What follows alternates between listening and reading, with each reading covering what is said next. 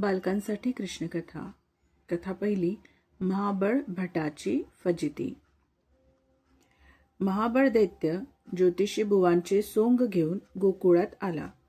त्याने घरोघर फिरून भविष्य सांगण्याच्या मिशाने तिथल्या बाया बापड्यांना आपल्या नादाला लावले.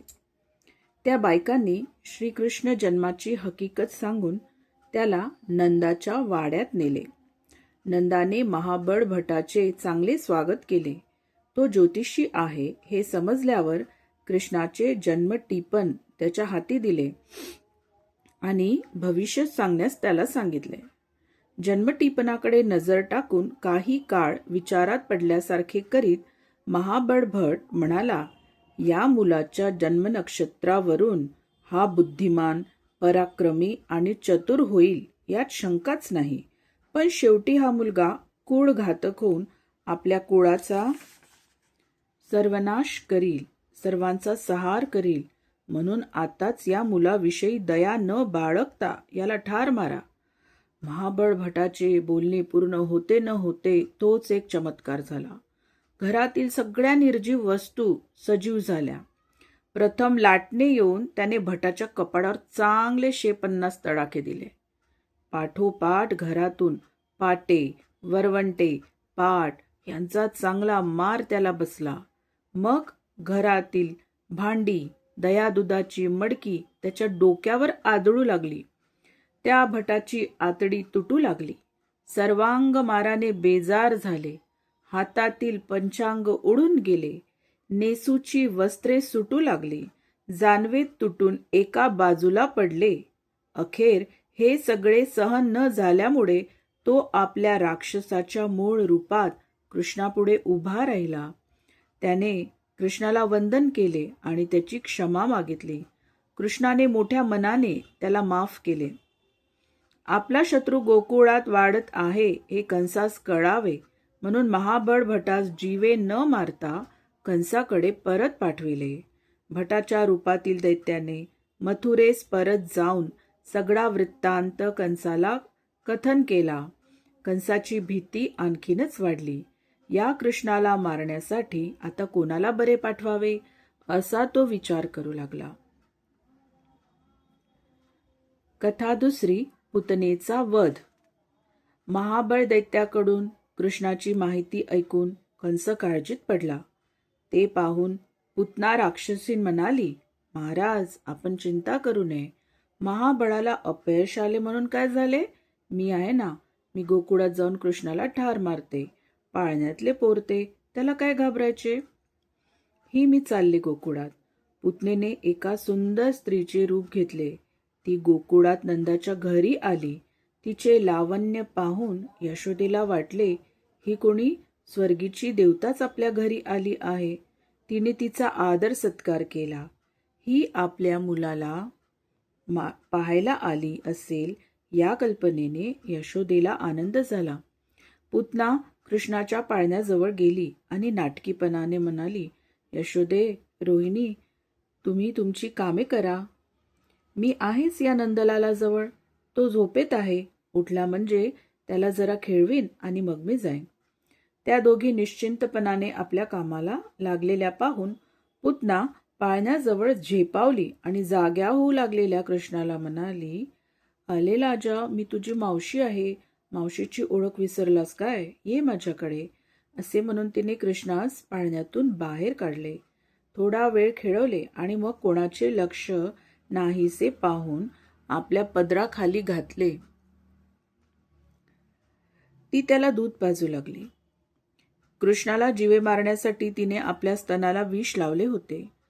पण श्रीकृष्णाने तिच्या स्तनातील सगळे विष शोषून घेतले. दूधही संपवले आणि तरीही न थांबता तिचे रक्त शोषण्यास सुरुवात केली. पुतना सोड मला, सोड मला असे ओरडू लागले. तिला मरणप्राय यातना होऊ लागल्या.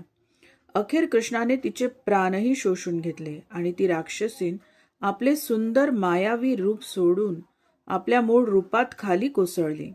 धाडकन आवाज ऐकताच वाड्यातील सर्वजण धावतच आले. पुतनेचे अक्राळ विक्राळ रूप पाहून सगळे घाबरले.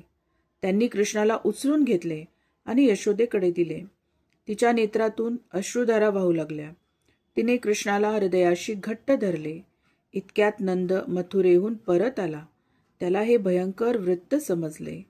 प्रथम महाबळ दैत्याची आणि आता ही पुतणेची घटना पाहून त्याला गर्गमुनींनी वर्तवलेल्या भविष्याची प्रचिती आली.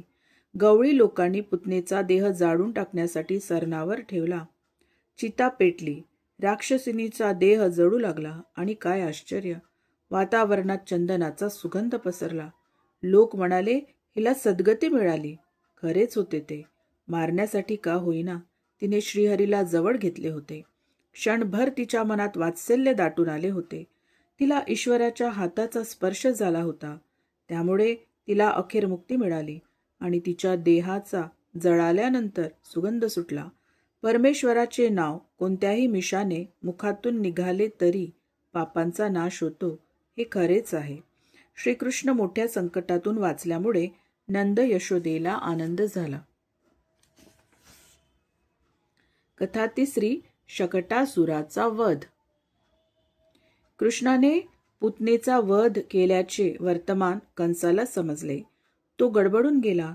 या लहान मुलाचे पारिपत्य कसे करावे हे त्याला समजेना. मग त्याने शकटासुराला या कामगिरीवर पाठवले. गोकुळात कृष्ण रांगू लागला होता. तो आता अंगणात येऊन खेळू लागला. शकटासुराने ते पाहिले. तो कृष्णाला ठार मारण्यासाठी मथुरेहून आला होता. गुप्त रूपाने संधीची वाट पाहत होता. लहान मुलांना गाडा आवडतो म्हणून तो एका रात्री नंदाच्या वाड्याच्या दारात एक दणकट गाड्याचे रूप घेऊन उभा राहिला. सकाळी नंद बाहेर येऊन पाहतो तो काय, दारात एक सुंदर गाडा उभा असलेला. पुत्र जन्माची भेट म्हणून कोणीतरी गुपचूप हा गाडा ठेवला असावा असे त्याला वाटले.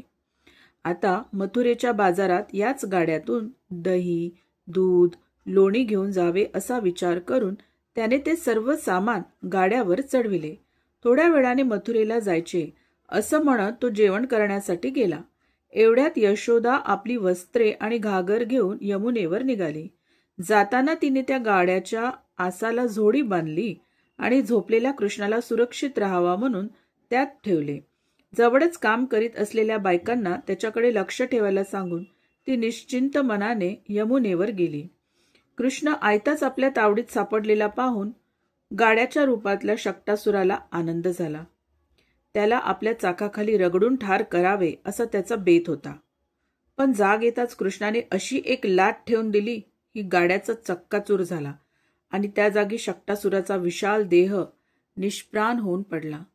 नंद बाहेर येऊन पाहतो तो काय, कृष्ण खेळतो आहे आणि त्याच्याजवळ एक प्रचंड राक्षस मरून पडला आहे.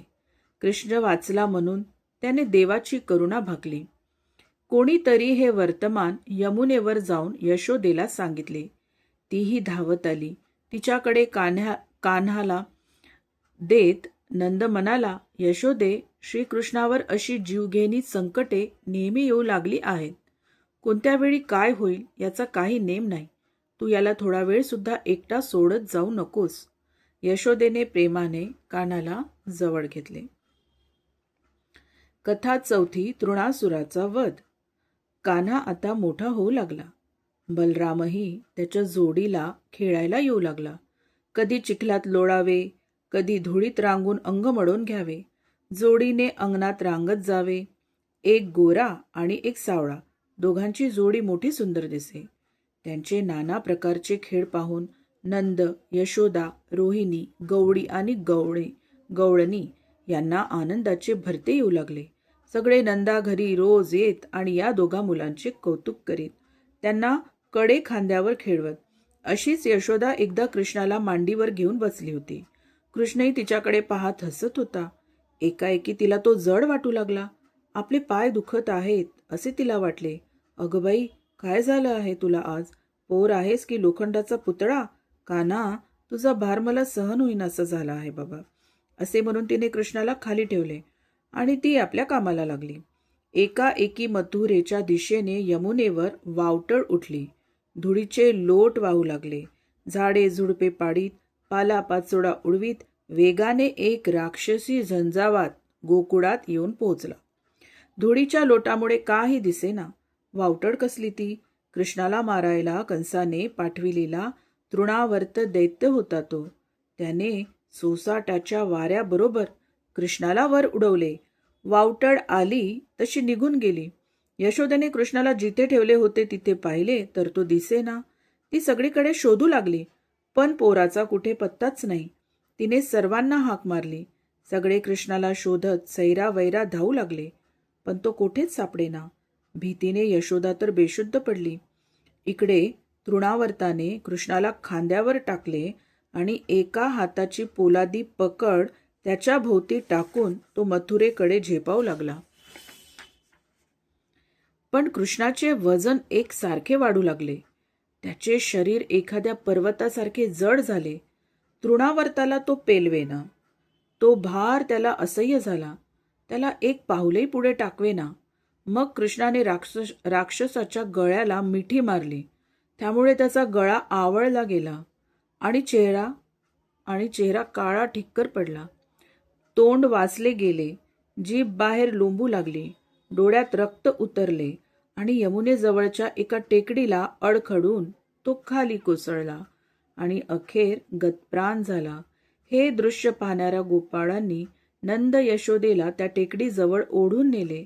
त्या दोघांनी राक्षसाच्या गळ्याला मिठी मारलेल्या कृष्णाला सोडवून आपल्या छातीशी कवटाळून धरले. तृणावर्ताच्या मृत्यूची बातमी कंसाला कळताच तो आणखीन वेडापिसा झाला आणि काळजीत पडला. देवकीच्या 8व्या पुत्राच्या नाशाचा विचार त्याची पाठ सोडवेना. राक्षसांना मारण्याचे अनेक पराक्रम केल्यामुळे गोकुळात कृष्ण मात्र सर्वांच्या कौतुकाचा विषय झाला.